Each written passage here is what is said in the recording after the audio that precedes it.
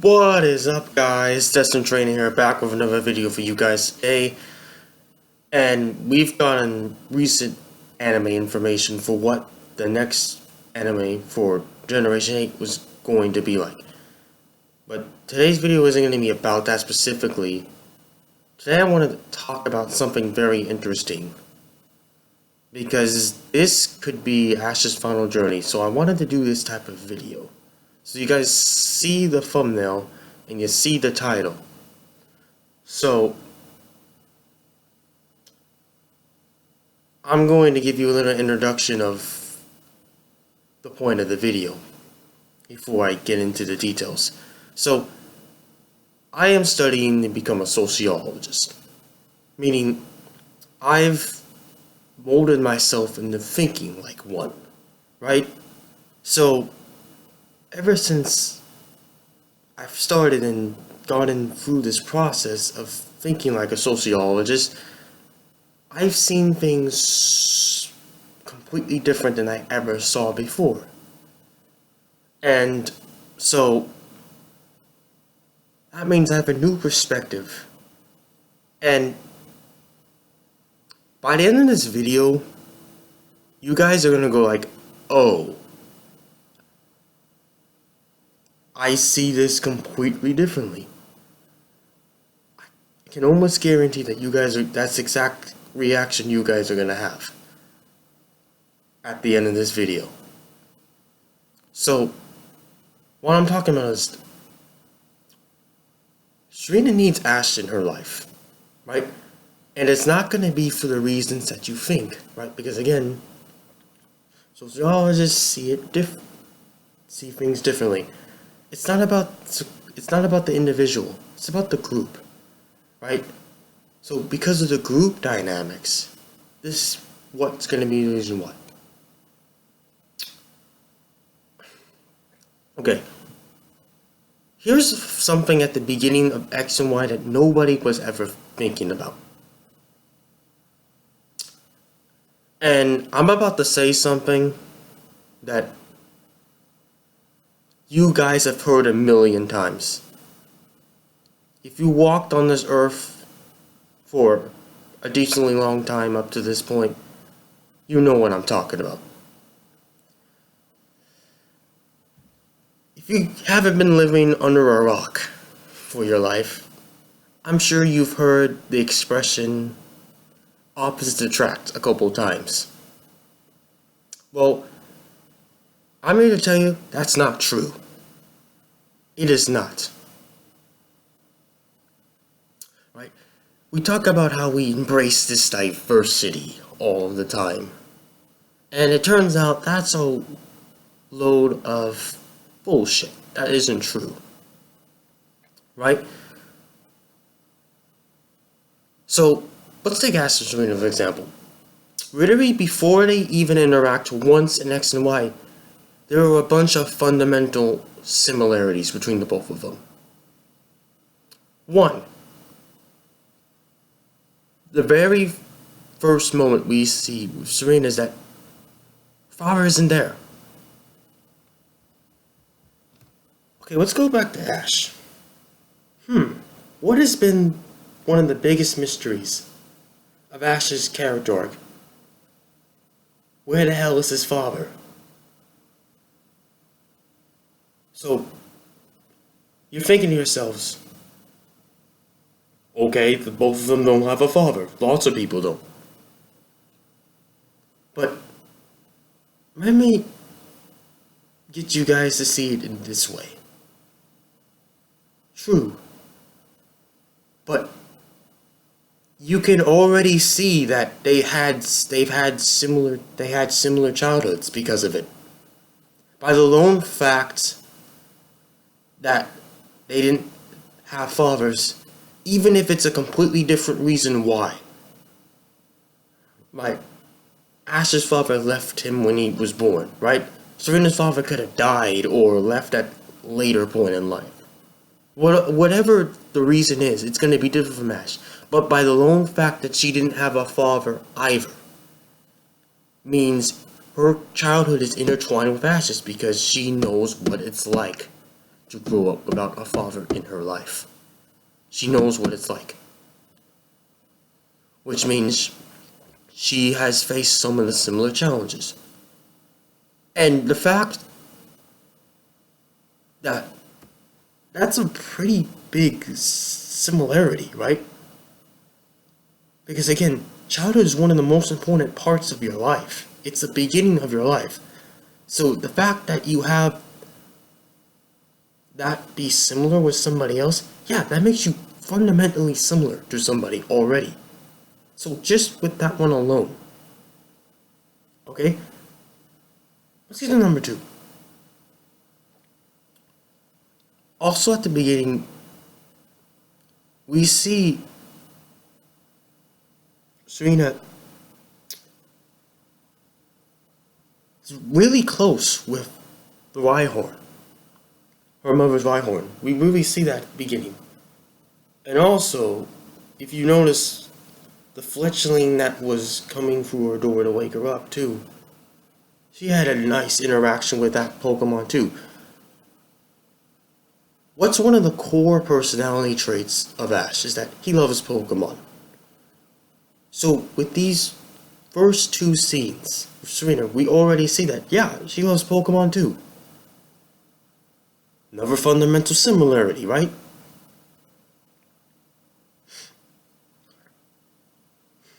So what I'm getting at is, there's a principle that represents this, and it's called homophily. And again, that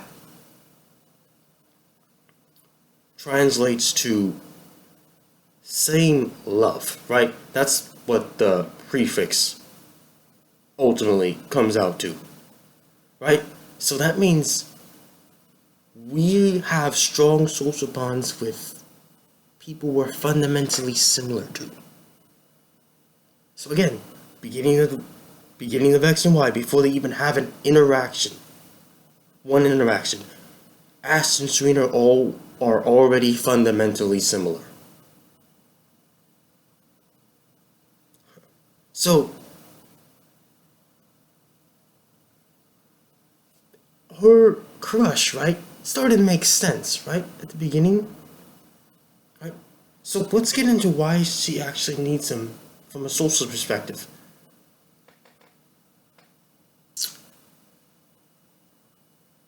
If you guys recall, the reason why she goes on the journey to begin with, right, where she goes to Sycamore's lab and starts off with Finnegan, right? She sees Ash on TV, right? Jumping off the prison tower, obviously saving Pikachu. If that doesn't happen, right? Ash isn't in the Kalos region, right, and isn't being broadcast through all of Kalos to see. She doesn't go on a journey, right? And if she doesn't go on a journey, that means she's miserable, because she would be stuck being a Rhyhorn racer because her mom would be forcing her to. And without Ash's influence and inspiration, she would never have found the courage to even step up to her mother and say, this is not what I want to do. So, she's stuck in the career that she doesn't want, and she never goes on a Pokemon journey, even though she loves Pokemon. So Ash's mere presence at the beginning of the X and Y series in the Kalos region kicks off her story. His mere presence. And again, they still haven't interacted yet. Not one interaction. And his mere presence is already affecting her life. In a life-altering way, by the way. Because this changed her life altogether, right? Soon as she sees Ash on TV, meets her first Pokemon, able to go on a Pokemon journey now, finds the motivation and inspiration to do that, just because of his mere presence in the Kalos region, right? Pretty crazy, right? Okay, so then when we finally get her to be a part of the group alongside Ash, Clement, and Bonnie, throughout throughout the entirety of this series, primarily the beginning, she was figuring out a career path now. Because now that she's not going to be a Rhyhorn racer, obviously, she needs to figure out what she wants to do. Okay.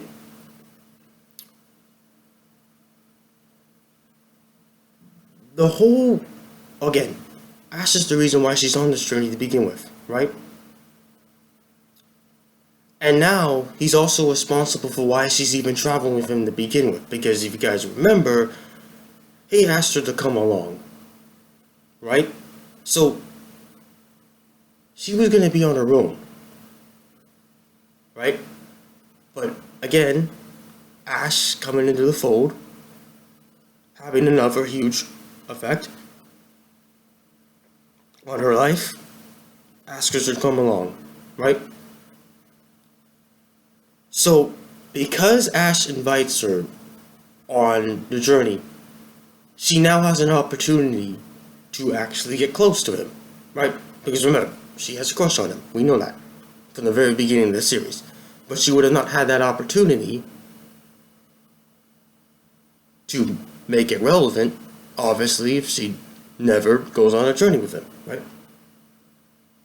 So, in the first 5 or 6 episodes alone, Ash has already changed Serena's life in a huge way. Already. Just think about that. You guys see what I'm getting at? You probably didn't even think about this at all because it was so obvious, right? You didn't think much of it because it's just, okay, some dude asking a girl on the journey, right? And it was just a coincidence that she saw him on TV and whatnot, right? You're not thinking about any of this, but it's all connected in what the writers are trying to do. What the writers are trying to do is they're trying to establish that these two characters are fundamentally similar to one another, right? And that is going to bode them well in the future for a future romantic relationship, which I'll explain at the end, right, of the video. That's what they're trying to do. That's what the way the writing is being set up here, right? And you didn't notice it because it was so obvious that you didn't even think twice, right? You just thought that, this is normal for how the Pokemon anime is written. Didn't even occur to you. That's the point that I'm getting at. And that's the whole point of sociology. What it does is that it gets you to see things that didn't even occur to you before. Because you never thought of it before. See how you guys are going to go like, oh, at the end of the video? I'm telling you. You're going to go like, oh, and say, oh my god.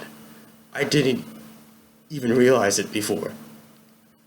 I'm telling you. It's exactly the kind of reaction you guys are going to have.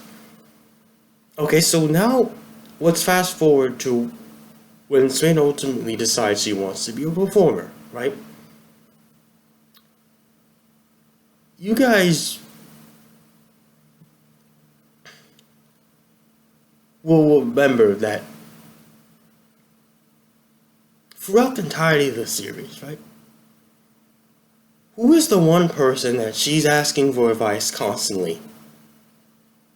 Who's the one person? Ash, right? Throughout the entirety of the series, he's the one that is always giving her advice and always the one that she depends on throughout the entirety of the series to make life-altering decisions. Who do you talk to and to get advice about life-altering decisions? People that you have strong social bonds with, right? And remember, these are the people, remember at the beginning of the video that I was saying that these are the people that you're fundamentally similar to. Right? 2 and 2 together, right? So, the person that she's asking advice from and getting the most help from is the person that she's the most fundamentally similar to.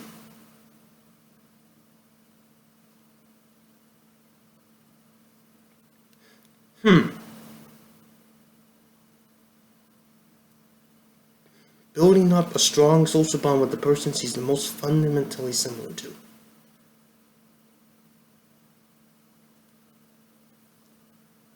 See how she's socially needing him in her life?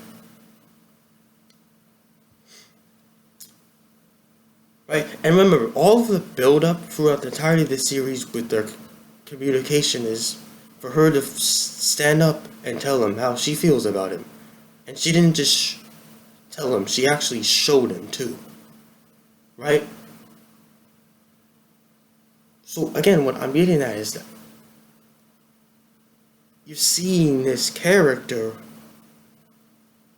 grow from her very eyes because of the effect that he has on her, right? Every single life-altering decision she makes in the series is because of Ash, right? If his presence wasn't there, she wouldn't be in this position, right? She would have never been able to get to the final round of the master class, right? Without him. Would have not been possible because she wouldn't even fought a being before in the beginning if she never meets him. Never would even occur to her, right? This is social context, right? Social forces are what's creating her identity throughout X and Y, because everything she does is predicated on her relationship with Ash. Everything she does. Right? See how it's about the group and not the individual? Everything she does. Right? Her life changes forever because she had the opportunity to get to know him.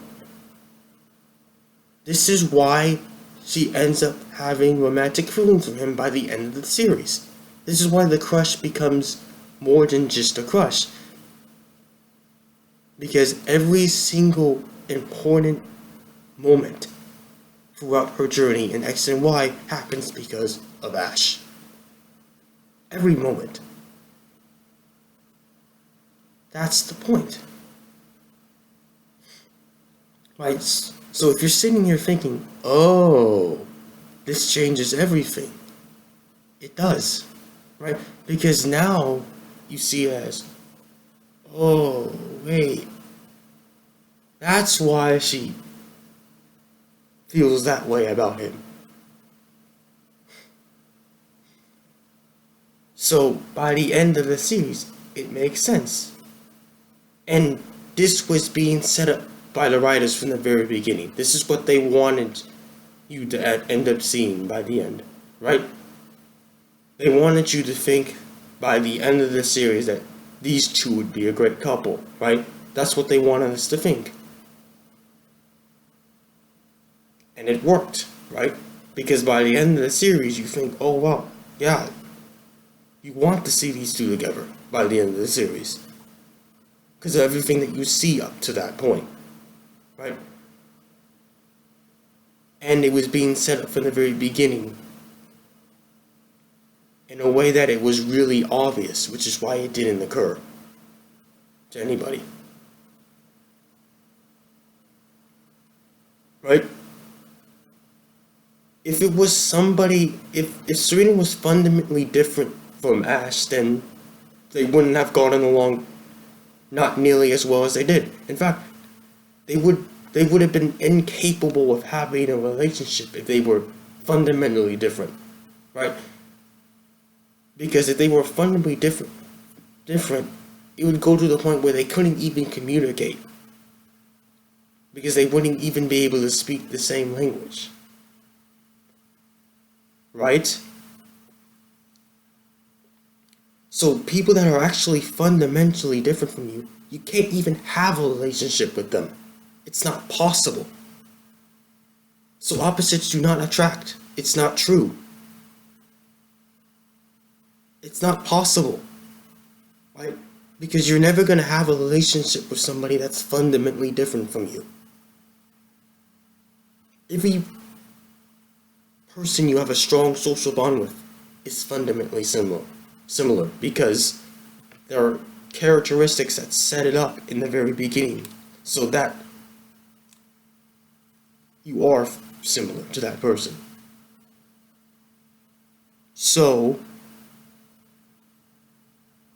that's the reason why Serena needs Ash in her life, because every single important moment in her life has been because of his influence on her, right? Which means she's at her very best when he's around. She can only be at her best when he's around. That's what the X and Y series was trying to get us to understand. So again, if you're sitting like there, it's like, oh, that's why. That's how it is. So tell me what you guys think of this, because this is very interesting. Because again, like I said at the beginning of the video, I'm a sociologist. That's what I'm studying to become. So I see the world in a different way now than I ever did before, and it's really interesting, right? My whole perspective on worshiping is completely different now that I'm thinking at it from a sociological perspective. It's completely different. I didn't see it in this way before, and now that I do, it's all clear, right? But like, comment, subscribe for more videos. I'm Distant Trader, guys. I got tons of great Pokemon content for you guys to enjoy in the future. So again, like, comment, subscribe for more. I'm signing off now, guys. Peace.